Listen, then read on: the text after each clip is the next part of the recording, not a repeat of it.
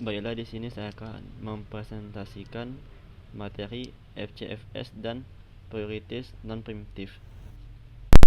FS, first come first serve, yaitu proses yang meminta jatah waktu CPU pertama kali, maka akan dialokasikan ke CPU akan dilayani pertama kali pula. Algoritma FCFS termasuk non-primitif disebut sebagai non-primitif karena pada saat CPU dialokasikan pada suatu proses, maka proses tersebut tetap akan terus memakai CPU hingga habis sampai proses tersebut melepaskannya, yaitu jika proses tersebut berhenti atau meminta I per O. FCFS merupakan penjadwalan tidak berprioritas. Contoh, di sini terdapat 5 proses, yaitu proses 1 AT0 BT12, proses kedua yaitu AT2 BT8, proses ketiga yaitu AT3 BT5, proses keempat AT5 BT3, proses kelima AT8 dan BT1. Selanjutnya, di sini terdapat ready queue dengan 0, P2 dengan 2, P3 dengan 3, P4 dengan 5, dan P5 dengan 8. Di sini terdapat P1 dengan BT12, 12 ditambah 0 maka hasilnya 12. P2 dengan BT8 ditambah 12 maka di sini 20. P3 dengan BT5 ditambah 20 maka di sini 25. P4 dengan BT3 ditambah 25 maka hasilnya 28. P5 dengan BT1 ditambah dengan 28 hasilnya 29. Selanjutnya, waktu tunggu untuk masing-masing proses adalah P1 dengan 0, P2 dengan 12 dikurang 2 hasilnya 10, P3 dengan 20 dikurang 3 hasilnya 17, P4 dengan 25 dikurang 5 hasilnya 20, P5 dengan 28 dikurang 8 hasilnya 20. Maka total dari seluruh yaitu 67. 67 dibagi 5 proses yaitu hasilnya 13,4. Maka waktu tunggu rata-rata untuk setiap proses adalah 67 dibagi 5 hasilnya 13,4 milisecond. Prioritas non-primitif. Prioritas di sini yaitu prioritas yang lebih mengutamakan ke size yang besar, sedangkan non-primitif yaitu tidak adanya interaksi. Terdapat 4 buah proses yang memiliki arrival time dan burst time yang telah ditentukan.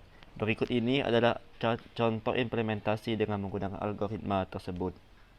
Di sini terdapat 4 proses, yaitu proses 1 dengan AT0, BT10, dan size 100 KB. Proses kedua yaitu AT2, BT8, dan size 150 KB.